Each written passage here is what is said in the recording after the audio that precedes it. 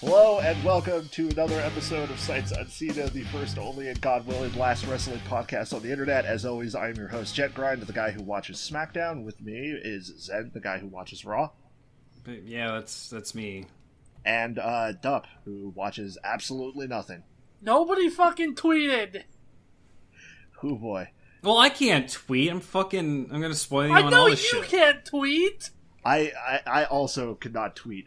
I tweeted like one joke because I thought it was too bad. Yeah, to put can we on talk about that awful joke you made? Where is Okay, it?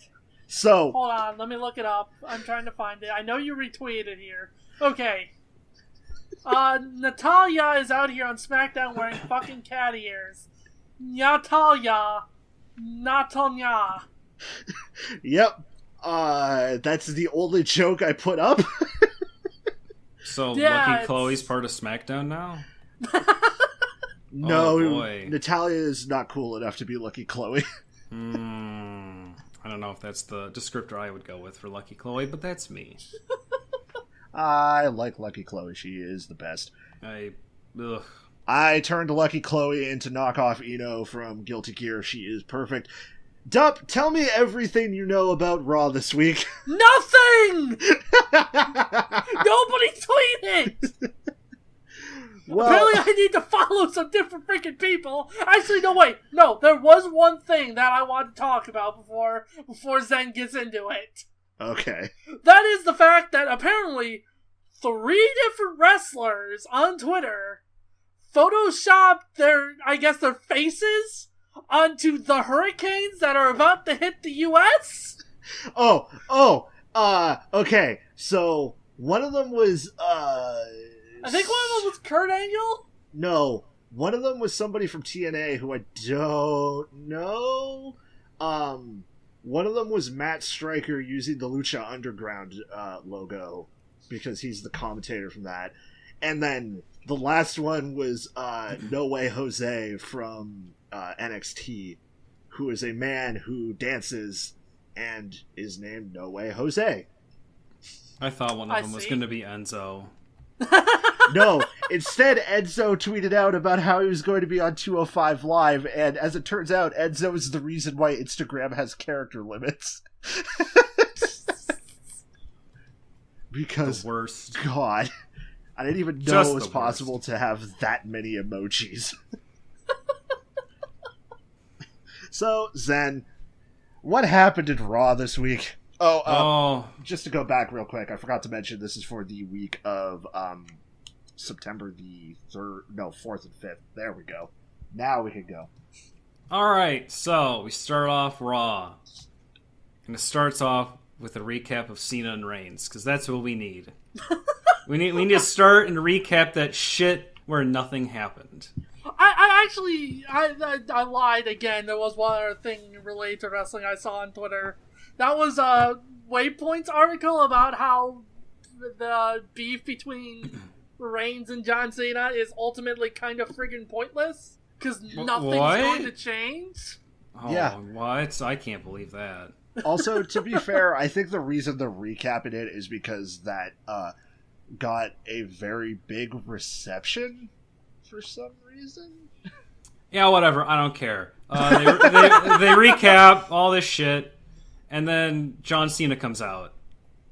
All right, so I guess Cena's here. Who's he gonna fight? Is Roman Reigns gonna come out again so they can do another tag team thing? Nope. Jason Jordan comes out. What? Okay. And then him and Cena fight. And I'm just kind of flabbergasted. Like, so we're just dropping that whole Cena Reigns momentum and just throwing it in the trash until No Mercy or whatever. Yeah, No Mercy. It just feels so weird. Like, it feels like something should be happening and then just fucking nothing. Here's Cena acting like nothing happened. Of course. So, I'm gonna try and truncate how I talk about these fights, because talking about what people do and shit really isn't worth it. You say that, but hilariously enough, I ended up taking more notes on what happened in the matches themselves this week by complete accident. Whatever. I will bring up.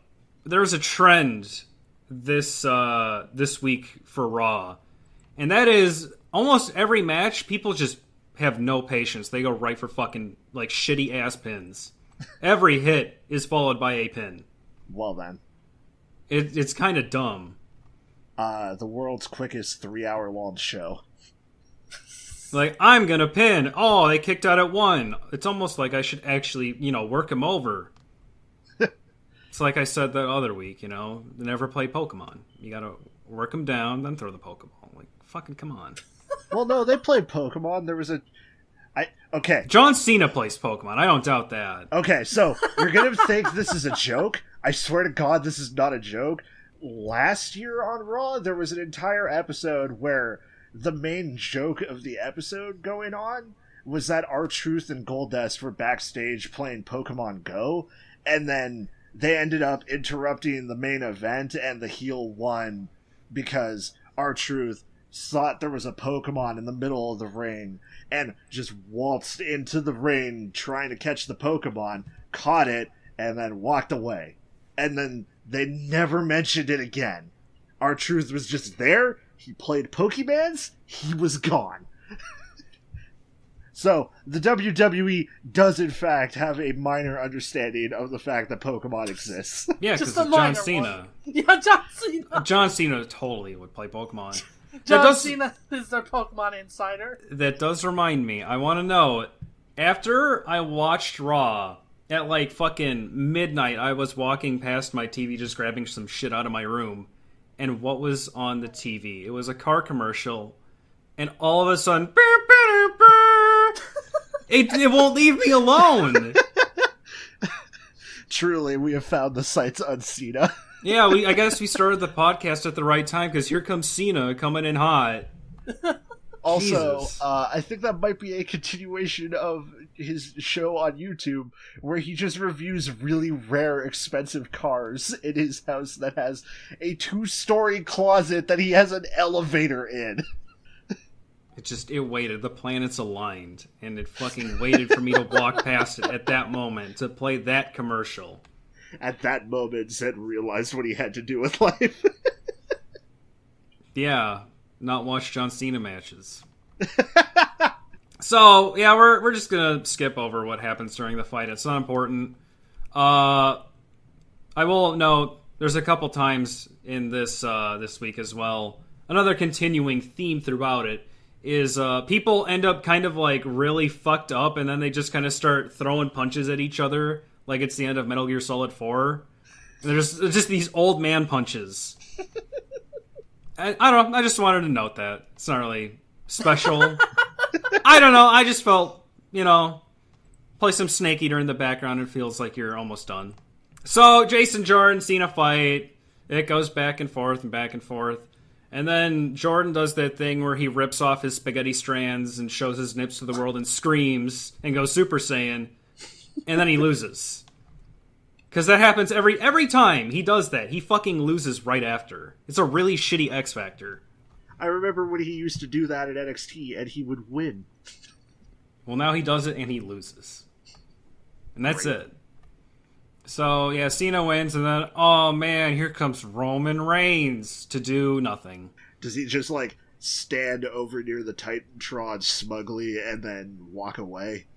Well, he stands near the Titantron smugly, and then we go to commercial. So, basically, yes. And then we come back from commercial, and Reigns is in the ring now. Oh, okay. So, they're not fighting. Oh. They're gonna have another talk off where Roman Reigns just sits there going, yeah, well, you're a dummy head. Wow, thanks, Roman. You get a gold star today. Unfortunately, we got it at the dollar store, so it's kind of floppy. It said you made a try. Yeah, so Roman Reigns. Go ahead. Hold on. It's that one image of, a really badly drawn gold star that says, I don't think you even tried at all. He didn't. So, yeah, Roman Reigns, he's got the mic in his hand, and after fucking, 30 seconds, he forms his question. Why did it take you so long to beat a rookie, you loser? Wow, that's really profound, Reigns. You're really fucking winning me over. So, Reigns' whole thing is that he's positing that Cena is either an asshole who got Jordan's hopes up so he could crush them, or he sucks because he took time with a fight. What? I don't think Roman Reigns thought that one through. And then he calls Cena a lion, but I think he means he's lying, but he sucks at talking, so I can't tell. You aren't even in real journalism. Yeah, he pretty much. God, That's your new favorite quote, isn't it? The Earth doesn't need to rotate on a 40-degree equinox for you to find that shit out. That's been my favorite quote for a while. This just reminded me of it. I'm legitimately curious if, like, that was Fandango messing up, or if he legitimately meant to say you're not even a real journalism. Because considering the character, I could believe either or. Anyway, continues then. Alright, so then Cena gets the mic and the fucking work starts functioning again. Big surprise there. And he just, does what he did last week. He starts laying it thick on Roman Reigns. You fucking suck. Really, you're gonna come out here and yell this shit at me? Get out of here, asshole. And that's when I noticed that Roman Reigns is wearing a shirt of him doing a Superman punch. And it makes me real. Do you really need to remind us? That's all you do. It's kind of hard to forget that that's what you do. I think Roman is definitely, like, when in the right circumstances, he is a fine wrestler. I just wish that he had more moves in his, like, arsenal.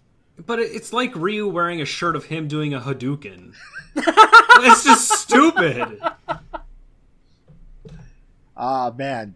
I can't wait until the fan art of Ryu wearing that really shitty, like, oh me, I'm downright fierce, or whatever it is shirt. Oh, man. God. I mean, that's pretty much that stupid B-boy outfit they gave him for the Red Bull. Ugh. It's the worst outfit I've ever seen. It's fucking terrible.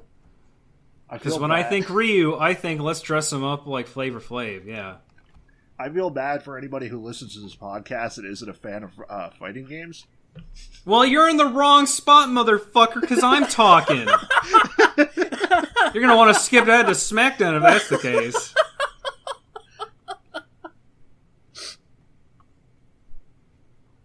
So yeah, the shit goes on, and then it fucking Reigns is like, oh yeah, well why don't you fight me right now? It's not gonna happen. Everybody knows it's not gonna happen. We can't give away this match on free television. Except for all of the times that WWE has given away the main event for a pay-per-view, like, the night before the pay-per-view.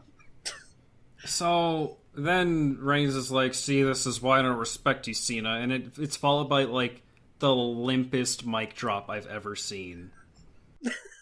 Describe how limp this mic drop is to me.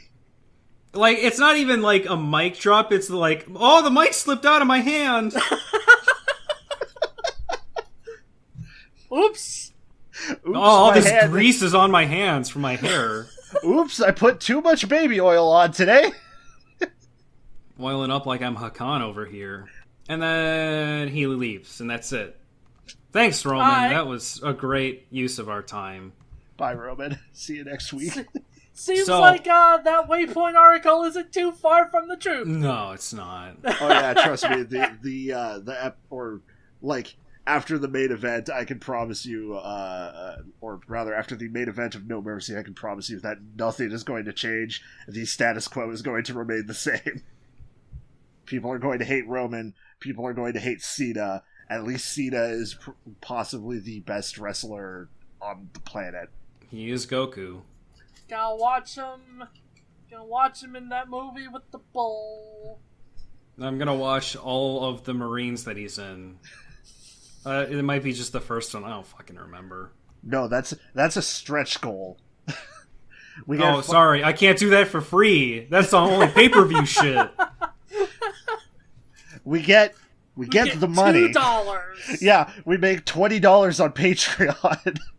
And we will all watch and riff over every movie that John Cena has been in. Gonna spread that 3-way, $6 to each of us. What about the remaining $2? I get them. Why? Because I called them. No, clearly all of this goes towards hosting on a podcast host. Oh yeah, that $2 is gonna go a long ways. I just more bet the $20 and... Shut up! Welcome to Sights Uncena, the first, only, and God willing, last wrestling economy podcast on the internet. Alright, so let's talk about supply and demand charts. So if you look at this curve, this is the diminishing utility, alright? And at this point... If you look at this this curve, it is the supply of Roman Reigns going up, up, up. And if you look at this curve, it is a flat zero, and it is the demand for Roman Reigns merchandise. You see, this supply curve and this demand curve is only indicative of a monopoly because John Cena is the only John Cena out there. How did we even get here? Is there a WWE version of Monopoly? Probably. Hold on, let me Google this. Yeah, you buy wrestlers. Obviously, Boulevard is replaced with John Cena. Yes! Yeah. The answer is yes. Oh man, There's and the a trains... collector's edition. The trains are refs. It works. Anyway, can we go back to the original point of this podcast? If you land on free parking, they've instead replaced it with Suplex City. Well, no, that's the cities you put on your settlements, or on your fucking places. You put your Suplex Cities on there. You put little Brock Lesnar's on there. Did shit even happen on Raw? What are we even talking about? I don't know! I'm just continuing this shit until people want to move on. So... we go to commercial after Roman Reigns is being a time-wasting piece of shit. And we come back. And, oh boy, we have a new player here today. We have a new sponsor. Oh, who could it be? Turns out they're cheating on Burger King because now their burger of choice is Carl's Jr. Oh my god. Carl's Jr. and Hardee's. They somehow went further down the ladder of quality. I wouldn't know. I don't think Carl's Jr. / Hardee's is a thing in Canada. Carl's Jr. is only good for, poor college kids take the wrappers and use them as, makeshift note paper, and that's about it. Oh, I thought you were going to say they take the wrappers and use them as, makeshift paper for their joints. Well, that too. Probably not the best idea. Hey man, let's go get a $5 shit burger we can cry over and then roll up some weed in the wrapper. Well, you're gonna save the burger for after you get high, because you're gonna have the munchies. You gotta think. We keep going off on these stupid tangents! Well, yeah. That's gonna happen when you talk about Carl's Jr.? Anyways, so guess who's coming out? It's Rollins and Ambrose. And they're coming out for a commentary. Wait, what? I know. Because who's fighting? It's Cesaro and Sheamus. Are they still doing the Goro shit? They're still doing the Goro shit and the fusion dance and... Hell yeah. all that dumb shit. But it's like, you need the earrings for that, you idiots. It's called a key blast. Fucking dummies. Do a key blast motion.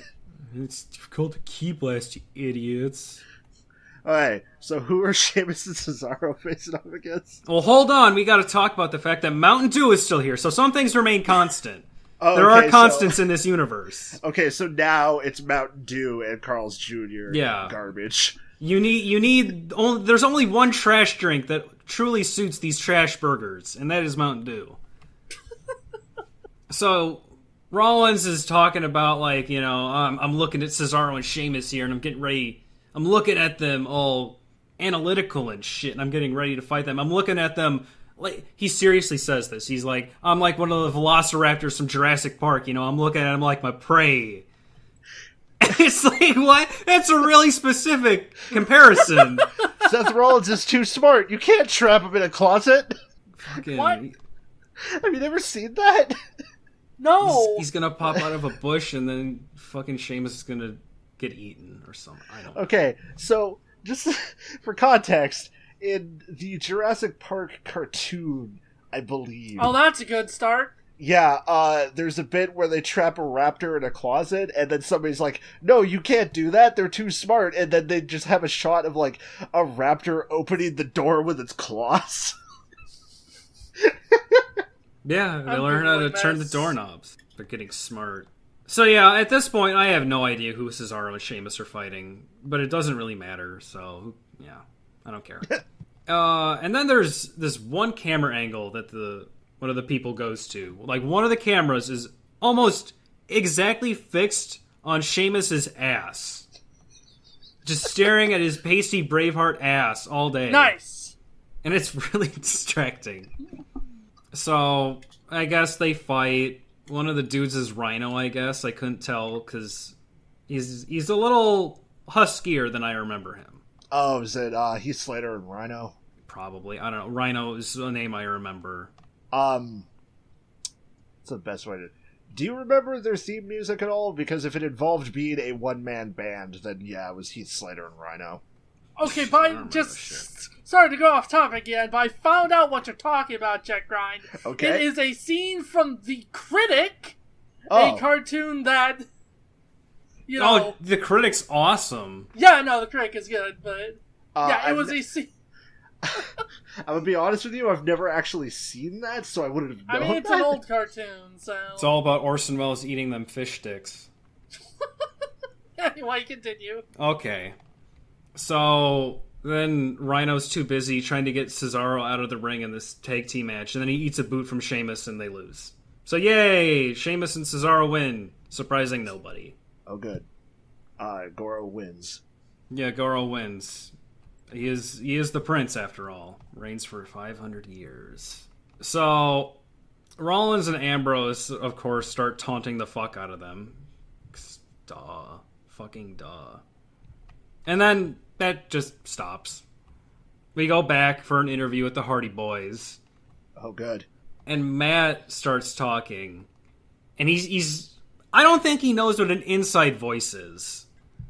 So we just need to do this. Our weekly Matt Hardy check. Is he broken yet? He's not broken. He seems pretty psyched for his brother. Well, I'll take it, I guess. Does he still have, like, the white streak in his hair? I wasn't really paying attention. Ah. But he starts talking like this, and then he gets really quiet after that. And it's like, okay, don't go from 11 to, like, 4. Just have 7, dude. Just pick one. Well, no, he has to pick 7, 4, or 11. You can't just pick one. Then nobody will hear him. This joke sucks. What happens next? So after that, they're talking to Jeff, and he's like, yeah, I can't wait to win this shit. And it's all about my rebirth, because he's got, like, full instinct, and he's ready for the resurrection. But I don't know. I wasn't really paying attention to anything else he was saying. And then I guess we went to commercial, because my next note is, this has nothing to do with wrestling, but I have to get it down. Why is the fucking Puppy Monkey Baby commercial still being played? I'm sorry, the what? The Puppy Monkey Baby commercial for Mountain Dew. Dub, do you not know the Puppy Monkey Baby commercial is the most No, because I horrifying... don't watch TV! It is legitimately, like, the worst commercial I've ever seen. It's horrifying. I hate it. No, it's like, it's a bad commercial. Yeah, it sucks. But also, it's horrifying. Is it better or worse than that Quiznos rat? It's worse. Wow. That's impressive, because I hate that Quiznos rat. I actually don't. I know what you're talking about with the Quiznos rat. I don't know where I'd rate it in comparison to the Puppy Monkey Baby. No, Puppy Monkey Baby is legitimately the fucking worst thing. I think I might place them on, or at the same.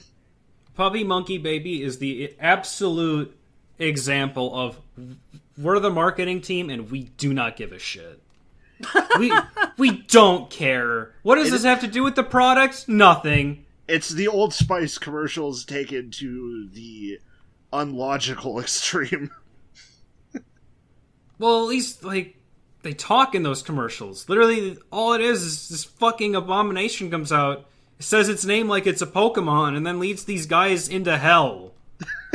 And then the commercial's done! Drink I'm gonna have to Mountain watch Dew. this commercial. I hate it. I fucking hate it. I took a marketing class, you motherfucking lazy pieces of shit. I can do better. Anyways, back to actual wrestling. We got Team Extreme coming out.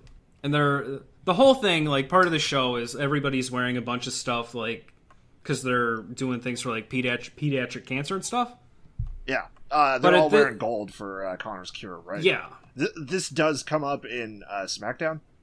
I'm kind of interested if they played the same, like, little promotion. Like, commercial thing? Yeah. Where, like, it's a bunch of different kids getting, like, wrestling personas and such. Yep. Yeah, it's real cute. It is. I really liked that. It was a lot better than Cesaro talking about, I'm going to be the Burger King. It was a lot better than that. I mean, like, the one with the kids definitely works because, like, you know, kids with cancer or whatnot, I've got to root for the kids, but I think I still kind of like Cesaro being the Burger King. Well, I like it, but it's fucking stupid.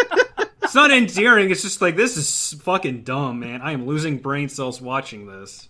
When's he gonna get one of those crowns from the store? No, his crown is the real Burger King crown. It's like the Sword and the Stone. Cesaro pulled the crown out of the Rock, and now he is the Swedish Burger King. No, it says, yeah, he's Swiss. I got that wrong last time. This fucking headcanon. I'm stopping this headcanon right now. He's not Torbjorn. He is Swiss. So he's Mercy? Yeah, I was gonna say he's Mercy. No, he's cheese. Jeez, I can't believe you just alienated all 3 of our Swiss listeners. We don't have any listeners. It's all right. I defended this. I defended Switzerland in my KILP, so I made up for it. So everything is A-OK. Trust me. Anyways, Matt and Jeff walk down, but the way the commentators are talking about them and like how they're wearing the stuff for pediatric cancer, it makes them sound like they're going to fight pediatric cancer in the ring. They're going to wrestle pediatric cancer. Hell yeah, I sounds want that. awesome. Gonna punch cancer like that one anime. Like that fucking terrible anime. What was it called? Mindbreak or something? It was like Psychic Wars. Oh, right, yeah. Where, like, 8 minutes in, the dude punches cancer, and then nothing happens. Clearly the best usage of cancer as a villain in any media is the time there was a Spider-Man villain who just turned people into dinosaurs. Oh, God! Oh, boy, here we go. Why would you do this? You could cure cancer. I don't want to cure cancer. I want to turn people into dinosaurs. When is he going to be in Marvel Infinite? Not soon enough. Anyway, wrestling cancer. So, yeah, sadly they don't wrestle cancer. Instead, everybody's favorite DSP acolyte comes out. It's The Miz and his entourage. Because I refuse to call them that stupid fucking term anymore. I'm not gonna do it. It's in the contract. So, yeah, they fight for a while. There's a moment where they cut to Miz on the ground getting his ass kicked. And he just looks up at Jeff Hardy. He's like, no, don't do this! He's fucking looking really pathetic because he's The Miz. No, Brother Nero, please, no! So let's see what else happens. Oh yeah, there's that time where Jeff gives The Miz a fucking tiger knee to the face. That was pretty good. And then, as you'd expect with any Miz match, oh, I'm losing. Time to call in my goons. But Matt's like, get that shit out of here. I'm not gonna let you play your Gargos game. Fuck off. No more minions for you. Spend your shadow meter on other things, you asshole. Stop playing top team. Well, no, he's the Intercontinental Champ. He's like mid-tier at best. So, Jeff should win this match, because he's basically kicked the shit out of Miz so hard, he is doing nothing at this point. Miz, as I would say last week, is dead. He is dead. So Jeff he's taking him up on the turnbuckle. We're gonna go for a ride Marvel 2 style. But Maurice or whatever, the lady that hangs around with Miz, fucks up his swanton. And so now Jeff is dead. So now then, both men are dead in the middle of the ring. Yeah, and Miz fucking hauls his carcass over and pins Jeff, and he wins. Which sucks. Well, okay. So, yeah, it's like, oh man, let's cut to the winner's face before we go to commercial. And it's just the Miz in excruciating pain. It's just the Miz literally dying. Just, oh. It looks really good. Ooch, I mean, it ouch, sounds my like it. Intercontinental Champion bones. So then they recap Sasha versus Alexa from last week, which is like the first thing I've seen them recap that's actually worth recapping. Well, yeah, I don't remember you saying much about the match, but I'll take it. It was a good one. It was pretty good. There wasn't, sadly, we didn't really get to see much of the action. Oh, right, because a lot of what we saw was them just being dead on the ground. But it was pretty good. And I mean more, it was worth recapping because it wasn't John Cena and Roman Reigns talking in a ring for 5 minutes. And it wasn't Brock Lesnar. You're a dude. Fucking Brock Lesnar getting his ass kicked because he talked shit. Those sucked. Those are terrible recaps worth nothing. So then we head back, and Nia Jax is talking with Kurt Angle about what happened last week. And then my favorite person, Emma, comes in. Do I detect sarcasm? Well, at this point, I'm asking, what the hell did I do to deserve this? She's talking about the hashtags and Twitter, and I can feel my soul withering and condensing into a black hole, and it's Zen, awful. didn't you know millennials love pro wrestling? And Twitter? Well, then why isn't she eating avocado toast? And staring at boobs. Oh, I'm sorry. No, they don't like boobs. That's right. Sorry. No, sorry. It's all asses now. I'm losing track, rather, of all my millennial trends, you know. Zed Scissors, the oldest millennial. Yeah, that's my Dark Souls title. That's actually one thing. We are all the same age. I just kind of didn't realize that. No. Huh. No, that's my Dark Souls boss name, Zen, the oldest millennial. Zen, the oldest millennial. Just get a big health bar right under that.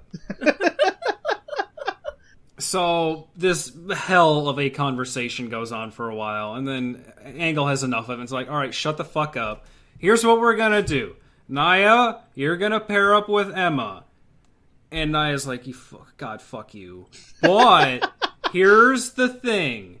You're going to do a tag team against Sasha and Alexa, and if you guys win, I'll make the match between those two, have you in it, and it'll be a fatal four-way. So they're like, fine, we'll do that. That's interesting. And then we cut to this fucking, porn shot of a cage. Just this fucking cage hanging over the ring, and they're like, oh, you're gonna love what we're gonna do with this later. And then they remind us about Carl's Jr. It is time for you to get all hot and bothered about this steel cage. Cage your taste with this fucking trash called Carl's Jr. And then they show this match from April of last year or something between the Big Show and Braun Strowman to hype up this rematch between them. And they show this one shot, I think it's Braun Strowman suplexing Big Show off the turnbuckle, and it just fucking breaks the ring. Oh yeah, that happened. They show that 27 times throughout the show. Guys, I remember. It's cool, but there's more. Hey Zed, do you remember that time that the Big Show and Braun Strowman broke the ring? Yeah, I do. I remember the time the ref fucking fell over like a dumbass. Because he wasn't ready for it, because who would be? That's my favorite part of that whole thing. The ring breaks and the ref just kind of topples over. As I'm watching this recap, though, I realize that I am struggling to discern who is Braun Strowman and who is Big Show. Because they are both just big white dudes with huge beards. I honestly have trouble telling the difference during the heat of the action sometimes. I thought but thankfully, Big Show shaved. I was going to say, thankfully, now we have Bald Show, so we're going to be set. Please, the big shave. Big shave. Big chill. By the way, Dump, I'm just gonna post this GIF in the Discord just so you can see Oh boy, the ring break. well, good. Now Zen has it on repeat too. Boo! I didn't see that enough on Monday, so thank you. So, guess what? We come back from that setup, recap, whatever you want to call it, and we're just, like, in the middle of the cruiserweights coming down to the ring. Oh, good. Like, good. Will they ever get respect? No.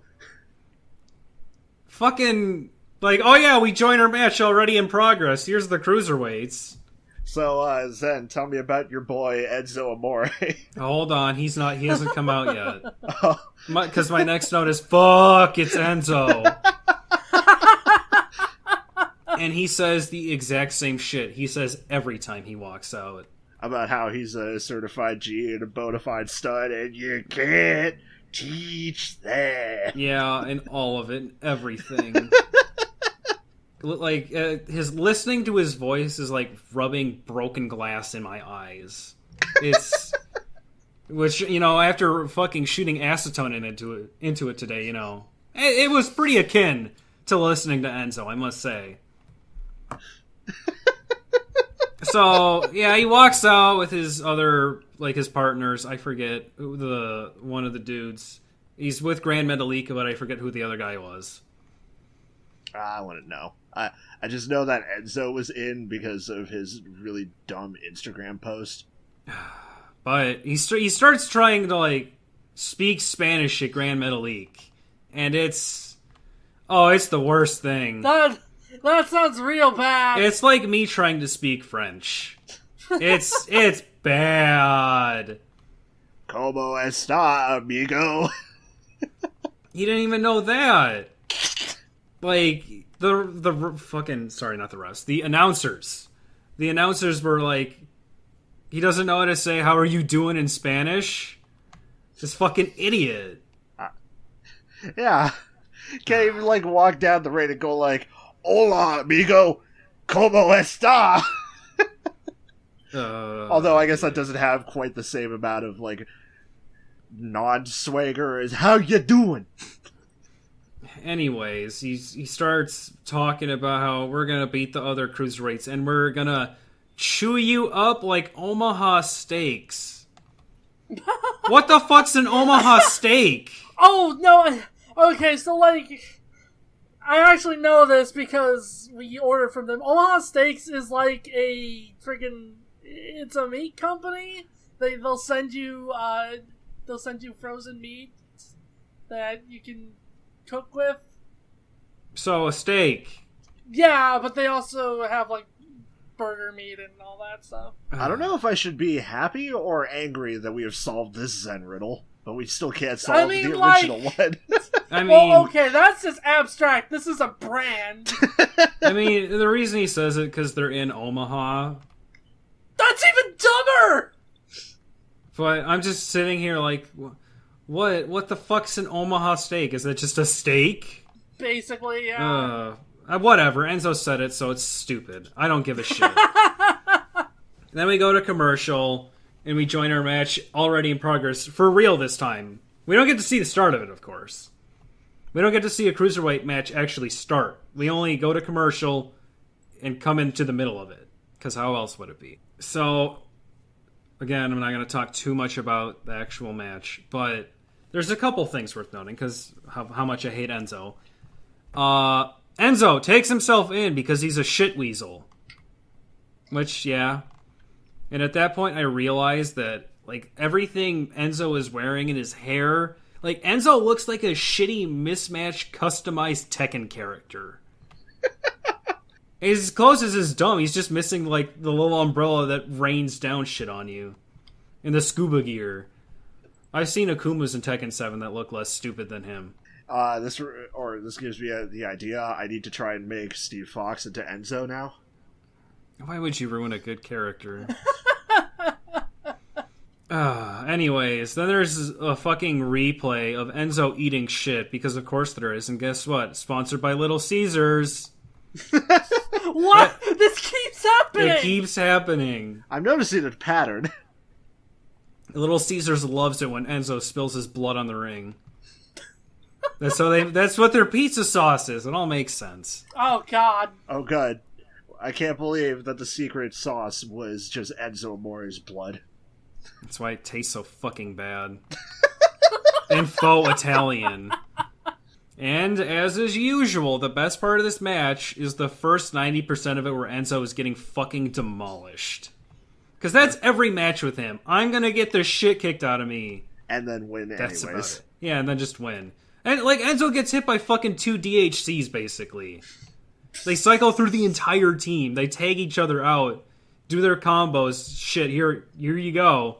And then the biggest surprise of the match, Enzo tags out. What the fuck? It's a Christmas miracle, man. This is the happiest you've ever sounded. Like, Grand Metalik, he comes in and actually does something for the first time this match. Comes in like a goddamn Nadeshko assistant for fucking Armika. Well, He pretty much does the same kind of thing, too. well, okay then. So Metalik is doing his thing, which is flipping out of the ring that near guarantees he would snap his spine if he misses. Because that's the lucha way. Yeah, pretty much. I'm gonna break my fucking body for you people. Stare at my broken bones and go like, yeah, that's awesome. You're not Watch doing my proper dead lucha body stuff. writhe around. But it doesn't fucking matter because guess what? In the ring, Enzo pokes a dude in the eye with his thumbs and then he wins. Yay. Oh, he Dio boxes. I don't care. Enzo wins. That sucks, but Metalik wins, so that's cool, I guess. Well, okay then. The we can head cruiserweights back. sure do exist. Yeah. We gotta fill shit in. We need this filler episode. Go. The cruiserweight gotta learn how to drive. Oh, God. Which of the cruiserweights is the most likely to wear the Post Boy shirt?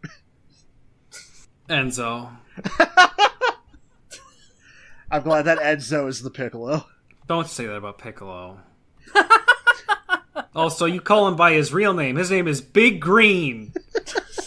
Or Satan, either one. Anyways, we head back to Sasha and Alexa talking shit at each other like, oh man, I hate that we have to be a tag team. This sucks. And I realize that it feels like we've had a lot of tag teams that are like, we hate each other, but we have to fight together now. Oh yeah, that was Sheamus and Cesaro's whole thing. I don't know if it still is. And then fucking Cena and Reigns twice. And then they show Finn Balor. And the crowd's like, yeah, Finn Balor. And he walks out, and I realize he kind of makes me think of like an Irish Iori from fucking King of Fighters. He just doesn't have his feet tied together like an idiot. So, I'm just happy to see that he wasn't dragged into the Shadow Realm or some shit after the jump scare attack last week. God. So, he has his entrance and he's getting into it. He's making the lights flash with the God choirs and he's loving it. He's really getting in there. And he starts talking. He's like, Omaha is my home. And fucking what? Omaha is his Omaha. When I think of Shut up, Jack Ryan. the most Irish place in the U.S., Omaha. Okay, whatever. Where would he's the like- most Irish place in the U.S. be? Which is the place with the potatoes?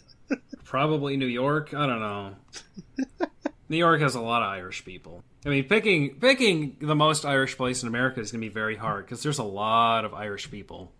It's like picking the most German place in America. It's Fair hard. enough. But it doesn't matter because he's just saying shit, And he's like, you never know when Bray will appear again. It's like, motherfucker, don't say that. That makes him show up. You know he's going to show up. If you say Bray's name 3 times into a mirror with the lights turned off, he jump scares you. And then what happens? Jump scare! What do you see? What'd I tell you, Finn? Taunton Brain, what happens? The jump scares return. And he's like, but Bray Wyatt isn't there? He's like on the Titantron in this black room that looks like where they filmed the narrator guy from Dragon Strike. I was going to say, it kind of looks like one of the later Saw film sets. It's like a dark, dingy room with like one chair in the middle. I don't even think there's a chair. But Bray's just kind of like standing in the dark and he's mumbling some shit, and I can barely hear him. But then I realize he's like, I got bored of hunting with weapons. And he's like, yeah, hunting with weapons is boring, so I went out there and hunted with my bare hands. So, in my mind, that means that Bray Wyatt went out and, like, strangled alligators or something. I thought you were about to say suplex a deer. I mean, that's also part Well, of no, it. he's not the principal from Nichijou. I wasn't even referencing that, but okay. Have you seen that bit? Yes, I have, because Okay. it's the only thing of Nichijou I know, but Okay, good. That bit's still, like, my favorite thing. anyway. Or talk about animes then. I don't know what the fuck you're talking about. So Bray's calling Finn out because he's like, oh, you didn't win, the demon won. It's like, motherfucker, that still counts. When evil Ryu wins, Ryu still wins. Like, that doesn't mean shit. Fucking evil, like, Cajun necromancer. Don't bring that shit out, Mr. I use jump scares. As weapons, as a matter of fact. Weaponized jump scares is the name of my new band, for the record. Sounds like, what style of music would that be? Whatever the Insane Clown Posse does. Oh, so are we going for some rap rock shit? Well, I was just thinking, because if I remember correctly, the Insane Clown Posse is specifically classified as horrorcore. I'm going with rap rock, so I can say that it's headed by both Fred Durst and Kid Rock. The worst band known to mankind. Wow, I can't believe The Undertaker's coming back. Well, no, it's Bray Wyatt's new theme. He's taken over. He's taken the mantle. God, I hope they never change Bray's current theme, to be honest. But, I can't wait for his brother to show up. Abel. Yeah. What? Because Kane was Undertaker's brother. Or some shit. I don't know. I can't They wait. buried him. Okay. remember that time somebody stole the Big Show's dad's casket from his funeral, and the Big Show rode on the casket as it was being dragged away? I do. It was pretty fucking hilarious. What? I'm sorry. Wrestling is really dumb. Clearly. Why do you think we started this podcast? I don't know. I go along with a lot of dumb ideas you suggest. So, yeah, Bray Wyatt, he's sitting there in his fucking Sega CD set. Filming FMVs or something, and then we jump scare right to commercial break. Cool. Alright, time for that ladies tag team tussle thing. Entrances happen, as you'd expect, nothing really special. And then entrances are done, straight to commercial. Nice! Yeah, that thanks. happens a lot. Fuck, man.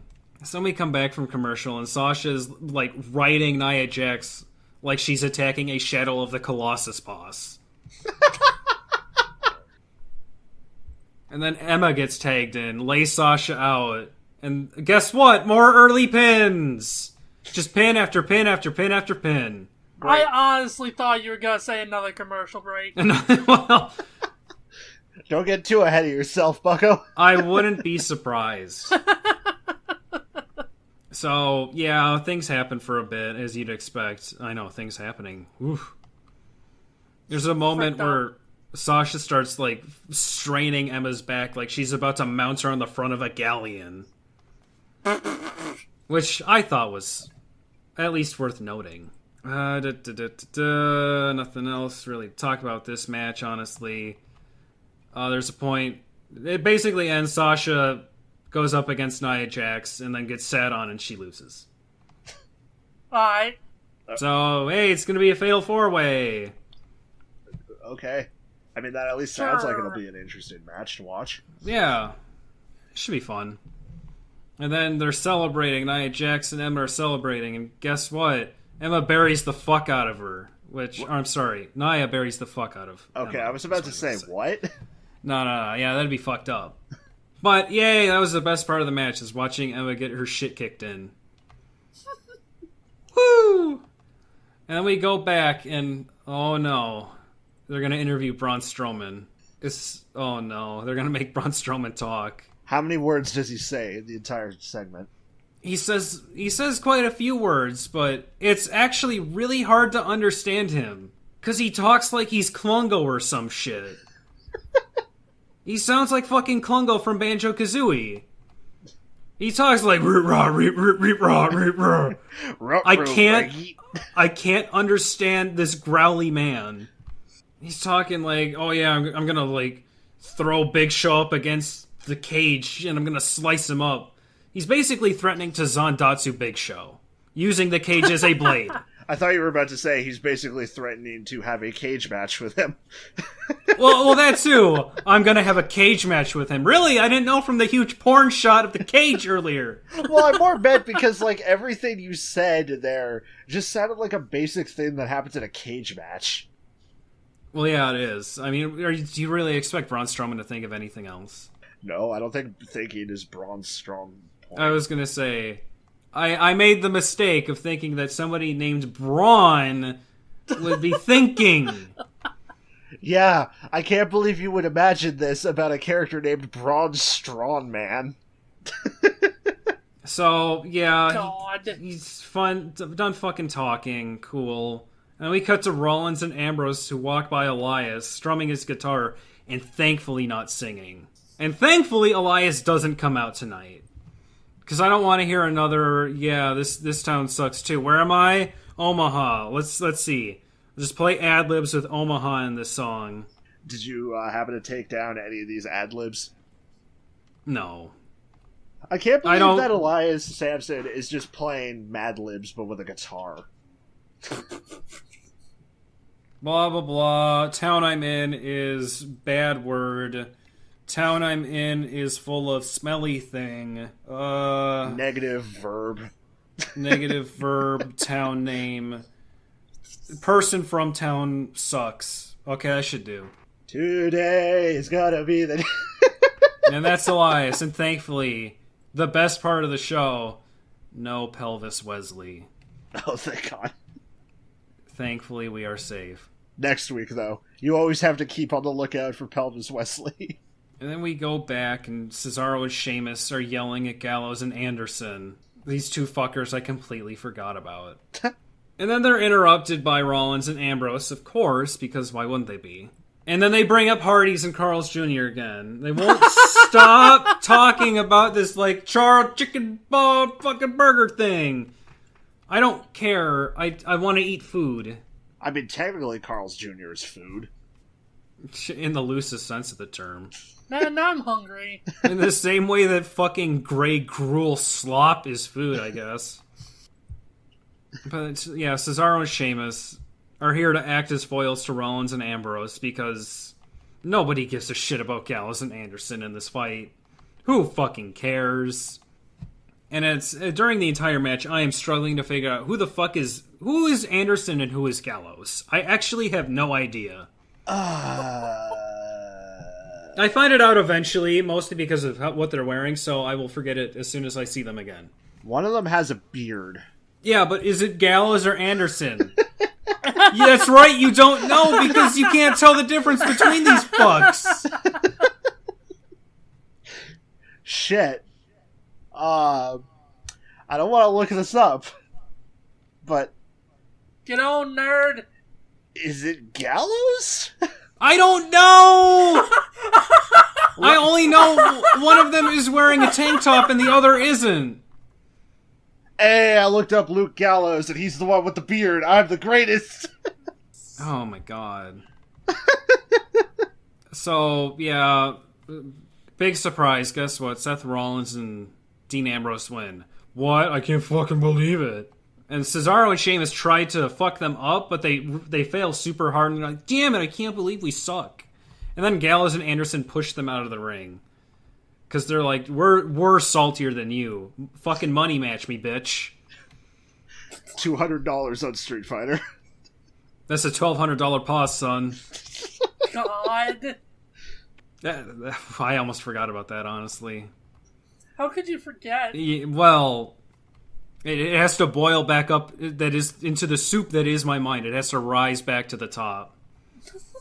So, like, this is what, like 2 hours into Raw now, right? I think after this, there's only one more match. Oh. So we're like... It ran a little late, so I think we're like 2.5 hours in. Oh. So... Whatever. Cesaro and Sheamus start fighting Gallows and Anderson for a bit because they got to see who's angrier. They're basically having a Hulk-off, is what I'm saying. And it doesn't matter! So who gives a shit? And then we go to the Connor's Cure commercial, or promotion or whatever. Yay, that's pretty cool. That's a touching thing. But you know what's not touching? Going back to Enzo. That's some whiplash. And he's talking about his mama's cooking, and I can feel my bones cracking with each word. It's the fucking worst. And then here comes Neville. I'm curious, what is Neville, or not Neville, Enzo's mom cook? I don't, probably like spaghetti at the baba ganoush, or whatever the fuck he wants to say with this stupid faux Italian shit. Let me look up Enzo real quick. I want to see if he's actually, like, Italian at all. He's probably actually Italian, but this fucking... He might as well be dipping his pizza in wine. Like, fuck me. Let's see here. I actually can't tell. He probably is. Eric Arndt, A-R-N-D-T, Arndt, I don't know how to pronounce that, was born in Hackensack, New Jersey, but grew up in Waldwick, New Jersey. Yeah, he's from New Jersey. He's probably part Italian. Let's see. Waldwick is a borough, blah, blah, blah. Does it say how many people from, like, what area of the world? It's not important. So here comes Neville, and he's basically looking even more disheveled than he was last time. So my theory is, my fucking game theory Matt Pat bullshit here, is I'm convinced that Neville is stuck backstage, and he has been back there for weeks now, and he is looking for a way to escape. Because he looks more unshowered, and he's wearing the exact same shit. So yeah, I guess Neville is trapped in the backstage dimension. Poor him. And then, oh man, guess what? They show the suplex that shattered the ring again! Oh my god. And then it's time for a Big Show interview. Oh, good. Oh, God. Is Big Show here to talk about how excited he is for Destiny 2 out now? I fucking wish. That'd be awesome. I Sponsored forgot by Big Destiny. Show's like a huge video game guy. I just want to point out real quick, this episode is not at all sponsored by Bungie, Activision, or Destiny as a franchise. That is a joke. But I am. I'm a fucking sellout. Buy Destiny right now. No, maybe if we were, you'd actually be able to get Destiny, Jack Rind. Anywho. Why didn't you fuckers give me a review copy? Anyways, yeah, his shaved face still looks fucking weird. I hate it. And he just looks like Kingpin at this point. I hate it so much. He doesn't even have eyebrows. I didn't even listen to what he was saying because I was so focused on that. Oh my god, he does look like Kingpin. It's the worst. Oh god, I just saw a picture of friggin' him in WWE 2017 on PC. Oh god, I'm gonna link this. I gotta see this. 2K17 kind of look like garbage. Oh yeah, it does. His mouth is a mustache. Thankfully 2K18 actually looks okay. He has no mouth and he must fucking yell. I don't know. No, that's more Braun Strowman's thing. As we're going to get to. So, finally, the cage comes down, and I am praying for the 0% chance, but still, I am praying that Vegas shows up. And I know it's not going to happen, but I can dream. I can fucking dream. And we go to commercial. Of course. Nice! So I'm like, fuck it, I'm going to get Vegas theme up on my laptop. And we come back, and it's the final match of the night, I guess. I didn't think this was going to be the final match, honestly. I thought it was going to be the Jeff Hardy versus The Miz thing, because it seemed like they were building that up. Because we didn't hear fucking anything about this last week. Yeah, that's how you make it, or you book a good main event. You don't talk about it until it's about to happen. Checks out. So, yeah, I keep bringing it up, but like, fucking Balls Show. He walks down to the ring and he looks like a human-sized thumb. Like, he's one of those people that looks like a walking thumb when he has no hair. And Strowman comes down and he's like, "Bah!" Walks down to the ring and it's like, thanks. Did you really need to do that? Yes. Yes, he did. I'm not even watching Raw, and I can tell you that he had to. So, yeah, we start the match off. They start beating the shit out of each other. Strowman just throws a fucking Q roundhouse right into Big Show, and then tosses him into the cage. And then fucking Big Show reversals it, and now they're both dead on the ground. Commercial! Okay. And hopefully we are back from commercial. Hopefully that was the last commercial break. And they're both still just fucking dead on the ground.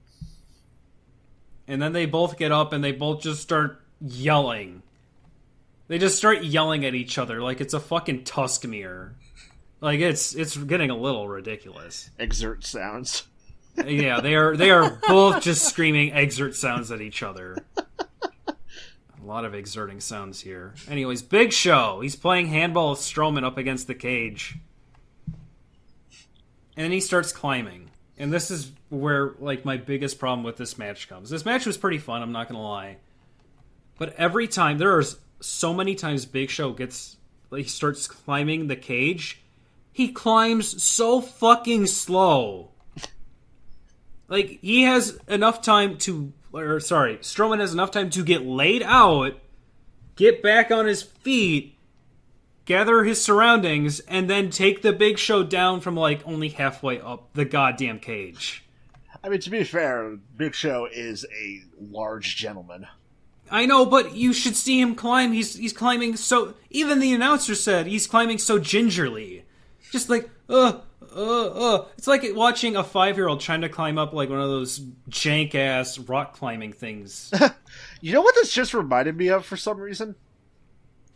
In the GameCube wrestling game, Day of Reckoning 2, during the story mode, there was one part where you had like a fatal 4-way cage match, and it was the absolute hardest part of the game because it was like Triple H, Big Show, and one other person with you. And, like, they were all aiming after you, and their movesets were incredibly powerful. But there was a bit of an exploit with the game that I don't think they caught when they were making it. Because you could change people's movesets to other wrestlers' movesets. And, like, it wouldn't change their stats or anything like that. And you'd think, like, oh, okay, this is just one of those things where, like, it wouldn't go in the story mode, except for the part where it did. So I ended up just giving them like the ladies' movesets. So I just had Big Show like running around slapping people the entire match. That's when he did the fucking Battle Royale or whatever last week, where he was just chopping people's titties until he lost. Anyways, there is something worth noting in this match. Oh? So, Big Show can fucking leave. Because we're back to another point where Strowman he's on his deathbed. He is fucking about to die. But I guess he'd rather waste time thinking about coming off the top rope. So there's this pretty cool part where he takes Strowman up to the top turnbuckle, right? And he just fucking suplexes him off of the top rope. Which is pretty cool for big bodies, you know? They're both pretty fucking heavy. Yeah. So that is actually kind of impressive. The crowd really liked that. They start chanting, "This is awesome," really loud. Yeah, that sounds about right. Did the ring break? It didn't break. Wow. They made sure to show like 17 shots of them reinforcing the ring. They have dudes out there like turning wrenches and shit. So yeah. That was pretty cool. That was a cool part of the match. But it doesn't fucking matter because it ends with Strowman suplexing Big Show and win. Like there's some stuff I'm skipping there, obviously, more times where Big Show fucking climbs the place at a glacial speed, or tries to get out of the door at a glacial speed. But yeah, Strowman just ends up suplexing him and pinning. So, Big Show jobs! What a surprise. And Strowman continues to get pushed. Not really surprising. Yeah, not really. But we're not done yet. What? Strowman starts talking. Oh, no. Oh no. boy. I can't make out what he's saying. He's talking like he's the Tasmanian devil or some shit. So I just give up. But then we get to probably my favorite part of the show. The where end? Strowman, he goes back to Big Show. And he picks him up. And he fucking picks him up and he holds him like a piece of lumber. And he just chucks him at one of the cage walls and knocks it the fuck down. Oh, okay. I was going to ask, like, if they managed to break the cage, and I was about to say, oh, so I guess they ended up, like, not breaking the cage, huh? But... Nope, they waited till the end. Yeah, Big Show just fucking bounces off of this thing like a trampoline. It was pretty cool to see, though. And then we end on one last caveman belch, and that's the show. Okay. That was Raw. Doesn't sound like it was as exciting as the last hit. It wasn't. So if you had to Sadly. rate it, what would you give it? I would probably give it like... I'd probably go like a 6.5. Respectable? Dup? I'd give it a Big Show jobbing out of 10. I mean, that's what it was all building up to, so... So another episode of the week. So, Dup, tell me everything you know about SmackDown this week. Nothing. Okay. Yeah, that's what I know. Nothing was on Twitter! Okay. Again! Okay, so... I need to follow some different people, apparently. I missed, like, the first 2 minutes of SmackDown? Well, it's only like 2 minutes. What Yeah. could you miss? I was watching Big Hero 6, and I noticed the time. Anywho, so... I think all I really missed anyways was, like, the part of the intro where they're like, here's tonight's main event, blah, blah, blah, here's the actual, like, intro of the show. So SmackDown tonight proper starts with an ad for the main event, which is Shinsuke Nakamura versus Randy Orton, winner faces... Oh, no, wait, yeah, that I did see that. I did see Shinsuke was doing something today. So I got that commercial a lot. Yeah. So, Shinsuke versus Randy in the main event. Winner faces Jinder Mahal at Hell in a Cell. And then we cut to backstage, and Randy's in a dark hallway, and he's just cutting a promo, and he's like, I'm the legend killer, I'm the greatest to ever live, how do you think Shinsuke Nakamura is going to beat me? I'm excited to see where the Orton Everywhere system leads for Nakamura tonight, though. I think you mean the Randall everywhere. Yeah, I was gonna say, weren't you calling him Randall? No, that joke sucked and we're done with it. He is Randall. That was the quickest you've ever dropped a joke. Is it? I dropped a joke like immediately after making the joke earlier. You've run with some pretty damn bad jokes. Well, I'm gonna before. keep using it, so... Fine. So, after that, we go to the ring. And Carmela, Miss Money in the Bank, is standing there in the rain. She's got a microphone, and she's about to cut a promo. And she, like, gasps for air so she can start talking. And then Kevin Owens' music starts playing, and he starts coming down to the ring instead, cutting her off. Oh, so it's what happened to The Miz last week. I guess. So I'm gonna talk... Kurt Angle walks in! So, Kevin Owens comes out, and he's like, so, I know whatever you're about to say is probably important, but... I'm here to tell you that I'm the special guest referee for this match. The ref didn't know, but that's what's happening now. Please give me your shirt. And so he's like trying to get the shirt off the ref, and then Shane McMahon shows up. And at this point in my notes, I'm curious, I'm thinking, wait a second, did they just cancel this match that they were about to have for a rivalry between not a wrestler and probably one of the best wrestlers on the roster? Sure. Oh, you don't know, man. He's gonna fucking, like, stomp, and he's gonna turn into Senator Armstrong. We'll see. So, I ended up tuning out of this segment again because whenever it's like Shane O'Mac versus somebody, I couldn't give less of a shit. I'm more interested in the talent. But at one point, I ended up tuning back in because I realized what Kevin Owens was saying. So for a little bit of context, Shane McMahon was in a bit of a helicopter crash that almost killed him a couple months back. I get the feeling that Shane McMahon tends to almost die a lot. Yeah, that's kind of his thing. Is oh man, I should be fucking dead, but thankfully I'm Shane not. McMahon's whole thing is falling from high places and surviving somehow. I don't. Apparently, he thought that something helicopter. This joke is bad. So, anyways, whatever. So, Kevin Owens, at one point, he says something along the lines of, it would have been better if you had gone in that crash. Everybody in your family would have been better off, including your dad, your wife, and your kids. Wow. Yeah. So Kevin Owens, he gets the shit beat out of him by Shane McMahon, because, Shane's obviously very mad about that. And Daniel Bryan comes out, and he's really angry at Shane, and Shane walks away in shame, and commercial. Okay. Yeah. That happened. Here in Canada, during the commercials, I realized, because I saw it multiple times, we have a commercial with a really annoying auto-tuned pop song about how you shouldn't drink and drive. And, I get the message, but the song sucks. I mean, I just got the one where the dude looks in the mirror and he yells at himself. What? We also have a commercial that plays all of the time during SmackDown. I think I saw it 6 times, where a dude's at a counter and he's like, I'm sorry, can I get Viagra brand Viagra? I love saying Viagra. Did you know Viagra is a fun word? And it's like, oh, okay. What? Yep. We come back from commercial to another commercial for Total Bellas. Yeah, that happened to me. And then we get a recap of Shane beating the piss out of Kevin. And then we cut backstage, and Kevin's limping, and he's being carried by referees, and he's coughing, and he looks like he's about to die.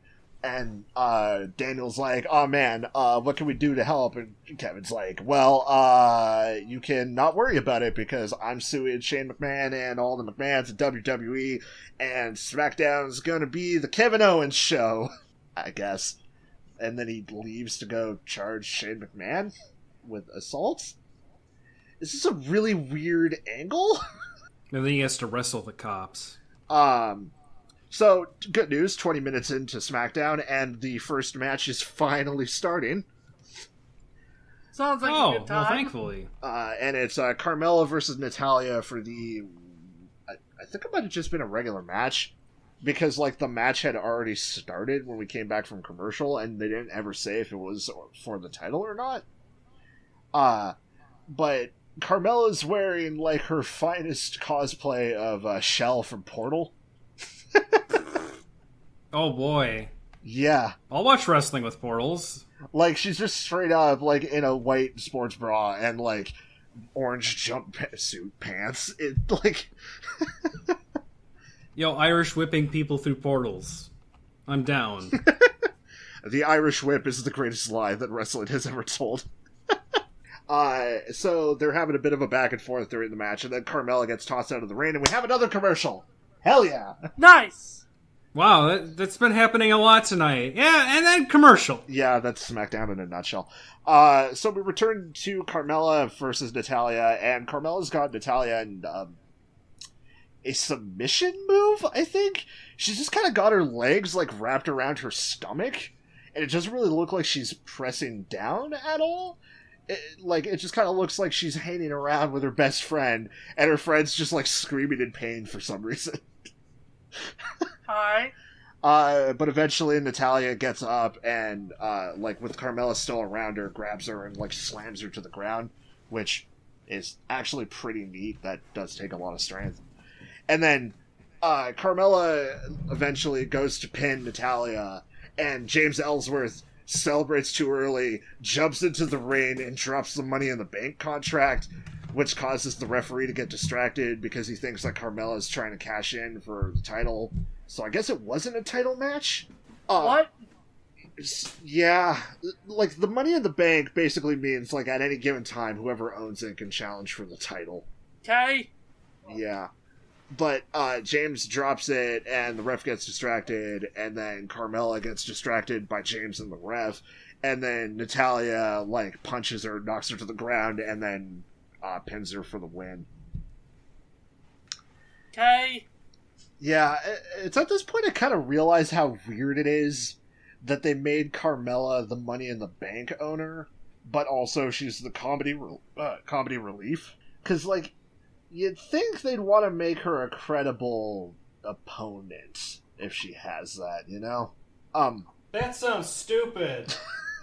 Well, Zen, why are you far away? I'm on the floor. Why are you on the floor again? Because I'm tired. Get back up, Zen! No, I already kicked my chair away. Zen!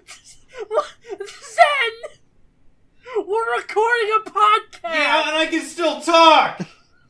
Why are you on the floor? Because I felt like it. Zen, you piece of shit! Yeah, oh, me a piece of shit? What a surprise! Anyways. And you can't teach them!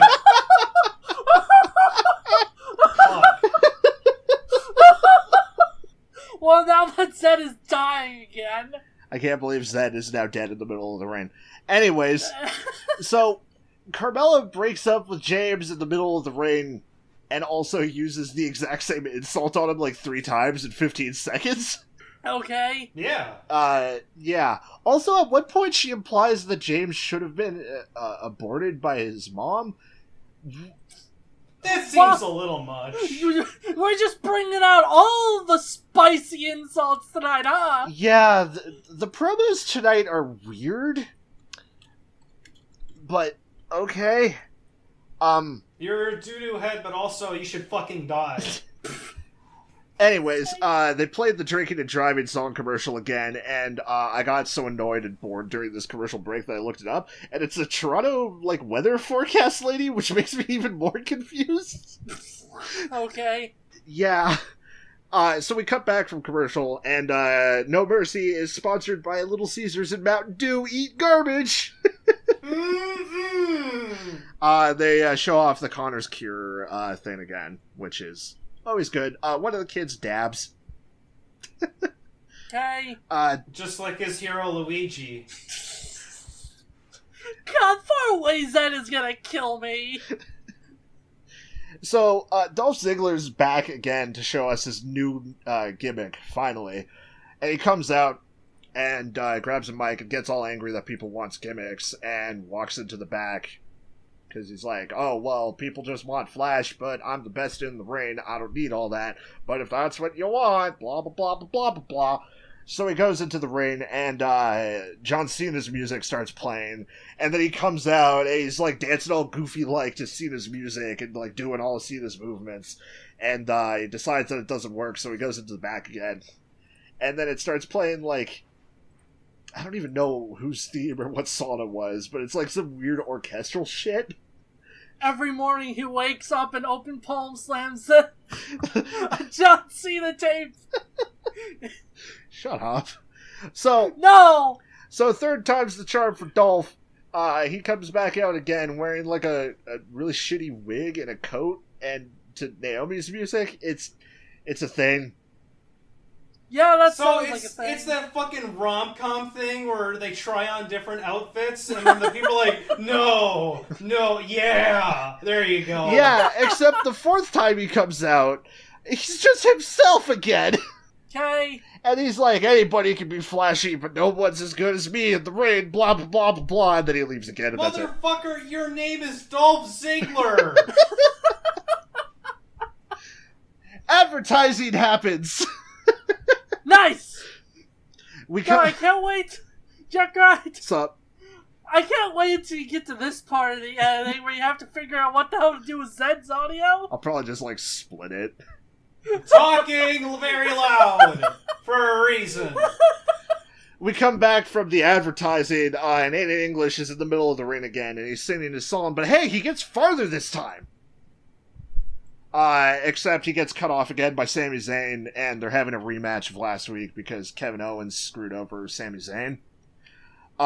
Sure. At one point, Aiden, like, rushes Sami because he's, like, on the edge of the ring, on the outside of the ropes, and Sami, like, flips over the ropes and rolls over Aiden's back, and it rules. And, then, like, 30 seconds, or not even like 30 seconds later, Sammy goes for a crossbody, except he misses and just lands flat on the canvas. He's just kind of dead. Aiden rolls him over, and he wins the match. And so Aiden has won this match in about 45 seconds. I actually think the match where shenanigans happened last week was longer. I don't even remember shenanigans from last week's SmackDown. I was just so out of it. Last week, Kevin decided that he was going to be the special guest referee for this match, and he screwed over Sammy. Okay. So Aiden decides. I'll take your word for it. Yeah. So Aiden decides that he's finally going to finish his solemn celebration, except Sammy gets up, gets very angry, and then Aiden goes in the most, like, slapstick way possible, like, no, and he just runs away into the back. Okay. Maybe one day he'll finish that song. We get another recap of Shane beating the piss out of Kevin. Did you know? And we go to backstage where Daniel Bryan's there, and the New Day show up, and they're making... Oh, good, I'm interested. They're making a bunch of really shitty jokes about, like, how next week takes place in Las Vegas. And it's like, oh man, we're the odds. You can't beat us. Can't beat the house. And then Big E goes straight up, something along the lines of, like, we're the dealers, and the Usos are about to bust. And he does, like, this big, meaty guffaw kind of laugh, while everybody just kind of stares at him, like, going, nah, man, nah. Wrestling comes to Evo. So the Usos come in as well, and they're deciding what the stipulation for next week's rematch for the tag titles are. And they decide that next week's fight between the New Day and the Usos is a Las Vegas street fight. Oh man, it really is going to Evo, huh? Yeah. Yeah. Next week's episode of SmackDown Live, I shit you not, is called Sin City: SmackDown Live. God. Fucking, you're gonna have Xavier Woods bring out his Street Fighter shit. No, it's Dragon Ball tech. Yeah, but that game's not out. He's still got the tech! And he also needs the esports. So, Daniel gets a call from a mysterious phone caller, telling him that he has to do something now, but doesn't actually say what it is. Cliffhanger, because it's another commercial! Oh no! So we cut back, and Daniel Bryan's walking down to the ring about to tell us what his mysterious phone call was all about. But first he calls Shane down to the ring, and they don't play Shane's music. All it is him walking down to the ring to the sounds of the crowd being, like, really loud for him. It's really awkward watching a wrestler just slowly walk down to the ring to nothing but crowd sounds. Well, yeah. Because it's just like, tick, tick, tick, tick, and then also like, woo! Anywho, Shane gets in the ring, and Daniel's real disappointed, like, you can't be attacking the talent, blah, blah, blah, what the hell were you thinking? And Shane's like, he was talking about my kids, well, you're gonna be a dad, Daniel, what would happen, or what would you do if this happened to you, blah, blah, blah, blah, blah. And Daniel's call was from Vince McMahon, and... I knew it! Yeah. I was gonna say that! Yeah. I was kidding! Yeah, and Shane's been put on indefinite suspension. And then Daniel Bryan just kind of slowly walks out of the ring. Well, Shane's sitting there, and he's just doing, like, the... You know how when people, like, are confused and just kind of standing around, they kind of, like, poke their tongue in their cheek and think, like, what the hell do I do now, sort of thing? The camera just zooms incredibly, like, uncomfortably close on Shane McMahon as he's doing that. It's just, like, the most duck-facey shit. And at this point, I was trying to figure out if they just wrote out Shane, or how it's going to lead to Hell in a Cell, or, like, just generally what happened. No explanation or anything. Like, this never comes up for the rest of the night. And then another commercial happens. The commercials end, and we have a backstage interview with Jinder Mahal, which is basically just, it doesn't matter who wins tonight and who I face in Hell in a Cell. I'm going to win, and it doesn't matter. And then he pulls off a promo in Punjabi, which is neat. I don't know what he said at all, but I'm sure it was cool. Because, like, I think 90% of the reason that Jinder is the current champion is because they recently started moving into the Middle Eastern, specifically India market. So they were like, well, we should probably give, like, a Middle Eastern dude the championship, right? But, yeah. So, remember how the last 2 weeks AJ Styles has been having his U.S. title open challenge where, like, anybody can just waltz out and try to fight for the title belt? Vaguely, but sure, Yeah. go on. It is the return of the Revenge of AJ Styles open challenge. And, Yeah, that's right. Anybody on this flat earth can challenge me. so AJ comes down to the ring, or no, because he's on commentary for some reason. This isn't actually part of the open challenge, as it turns out, despite the fact that he said he would be defending it every week until he lost the belt. Okay. But as he's coming down to the ring, I realized, or rather remembered, that AJ Styles' theme kind of revolves around the lyric of somebody rapping, "They don't want none."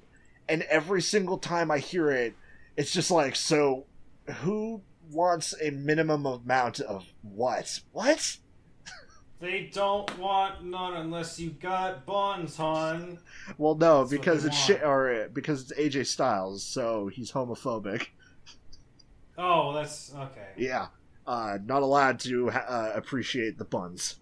So Baron Corbin finally gets his damn match, kind of, and also like before his opponent comes out, they show a recap of him just, like, beating the crap out of Ty Dillinger last week, except it's running at, like, 15 frames a second, and it looks really choppy? I don't know why? It's running in Final Fight Streetwise vision. So Baron's opponent for this week is, Ty Dillinger. The numbers continue to not lie, according to the Titantron. Hey guys.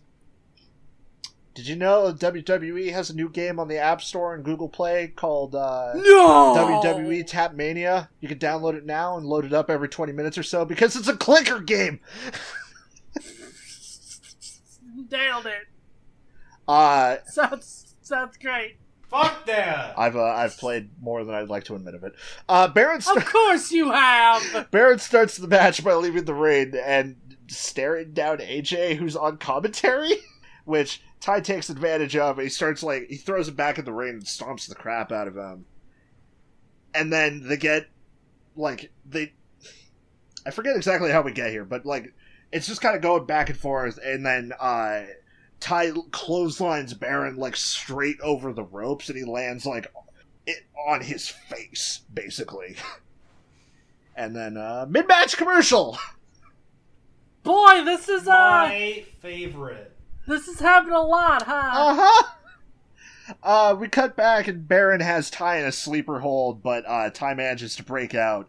And then, I put this in all caps because it was the coolest shit that happened, like, at the time. Baron slides out of the ring to dodge a kick from Ty Dillinger. And then, before Ty can even realize what happened, Baron slides back into the ring, stands up, and then clotheslines Ty when he, just straight onto his face. That sounds like an anime move. Yo, that's some Omen Shadow Form shit. Yeah, it ruled.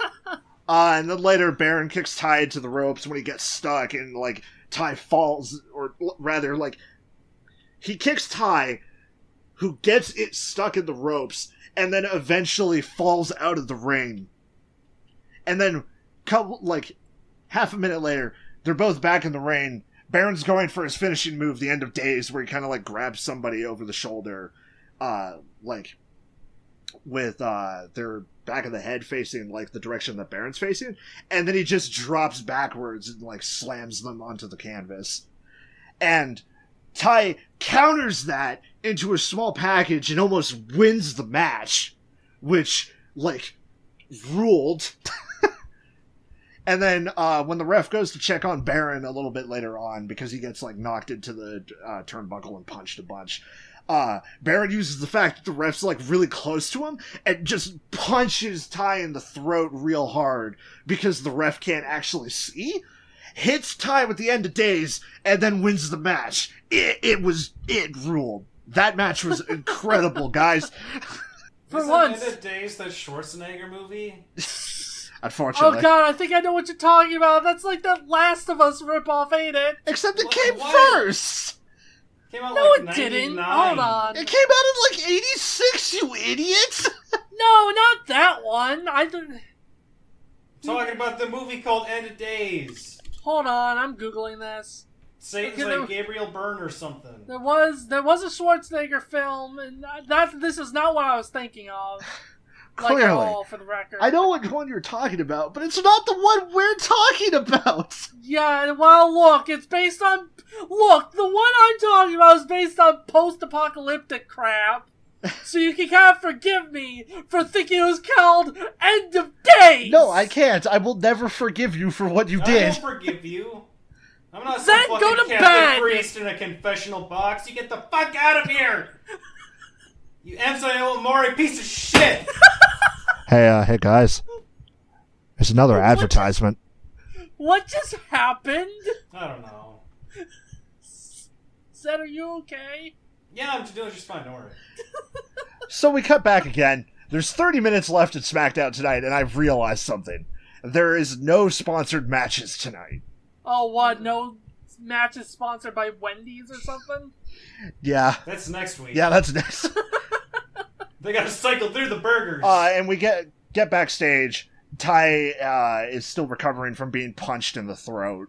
And I would imagine. Lost. And AJ's like, tell you what, since he cheated to win, next week the open challenge is closed to everybody except for you, Ty. See you next week. And then backstage, Carmela gets hunted down by James, and he's like, I'll do anything you want if you take me back. And then they make out, and then she slaps him. It was awkward for everyone. No, it ain't dinner that night. I did. I ate dinner on Tuesday. It's time for the main event of Nakamura versus Orton. So they get into the ring with their respective entrances. Commercial! Yes! We cut back, and the match is actually starting. Randy's trying to get Nakamura with an RKO, like, immediately. He just wants to win this match. And Nakamura responds by, like, putting Randy against the ropes, putting his head against Randy's stomach like he's about to start headbutting him. Except instead he just kind of leaves his head there, puts his arms limp, and just kind of, like, stands there. What a nice friend. There's another commercial! Okay. I love it. We cut back again. Randy's just beating the absolute crap out of Nakamura. And then we cut away from the match to Jinder Mahal in the skybox, like drinking fancy wine, just watching the match. Wait, in the skybox? What? Yeah, like, you know, the highest seats in the arena. Oh, okay. No, he's stuck in the skybox. Yeah, he's T-posing in the skybox. He clipped into the skybox like in a video game. It's that one picture where, like, the skybox got replaced by the texture of the guy's face, but the guy's face is Jinder Mahal. Anywho, so Nakamura, Kingdom Strong style, hits Randy with a bunch of punches and elbows, which, like, just flattens him and dazes him momentarily. But Randy gets back up, throws Nakamura out of the ring, suplexes him into the commentary table, but it doesn't break because it's not the Spanish commentary table. Yo, get the Iori laugh. We're gonna need that shit for Botchamania. Like, straight up, if you ever watch wrestling, if there is a table promo involving a commentary table, if it is the English table, nothing will happen. If it's the Spanish table, it'll break. It is always the Spanish announcer's table. I've heard of this before, so I'm aware. Yep. Jinder's just smugly watching this match while drinking his wine. What a dick. So, we cut back away from Jinder again to the match. Nakamura hits Randy with a dive kick.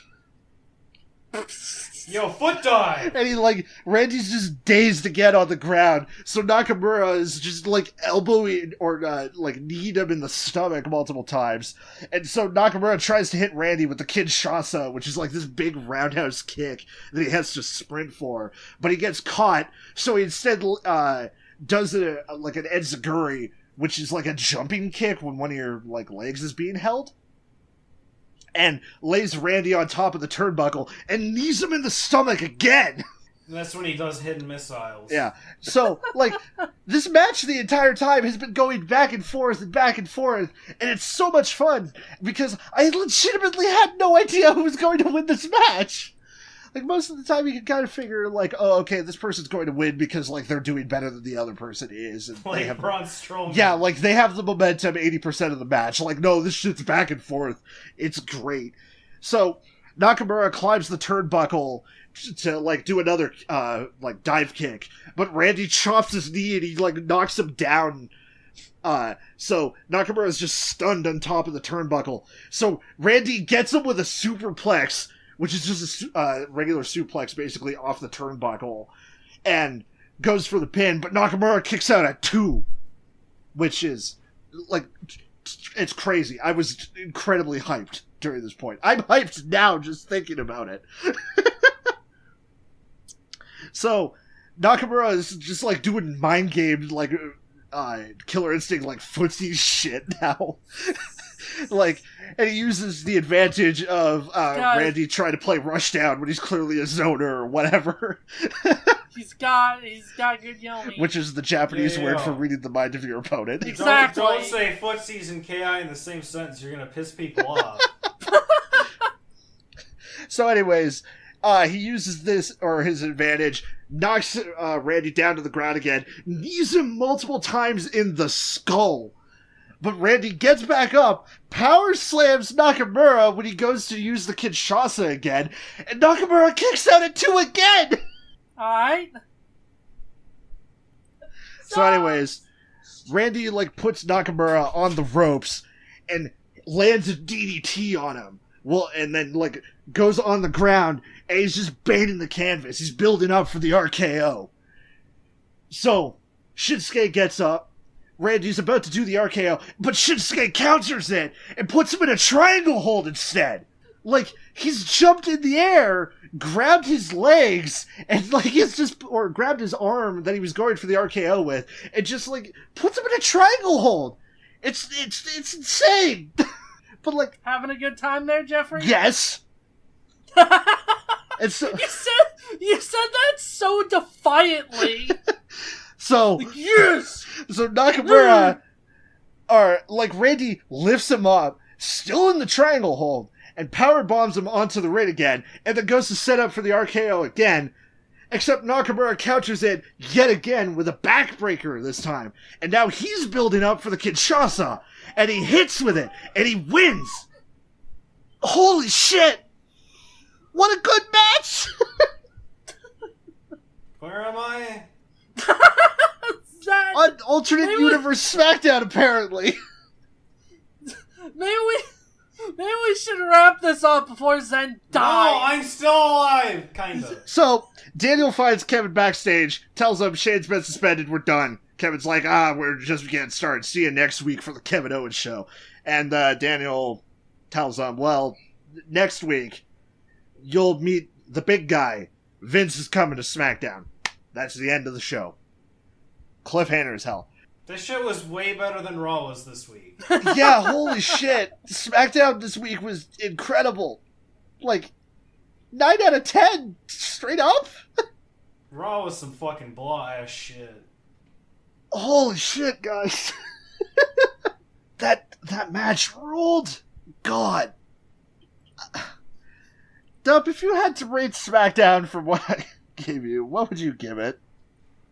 I give it a Jack Grind actually gets excited for 1 out of 10. Anywho, thank you for listening to Sights Uncena, the first, only, and God willing last wrestling podcast on the internet. As always, I have been your host, Jet Grind, along with Zed Scissors and Dup. See you next time. We're gonna need a res for Zen. Yeah, Heroes never die. Mercy, hit Q, please. See? No, it's E now. Oh, right. Damn it. I haven't played Overwatch. No, hit Q so I can fly into the sky and shoot people. I would have always dreamed it. See you next week, folks. Always remember, kids, make out like chips and dip.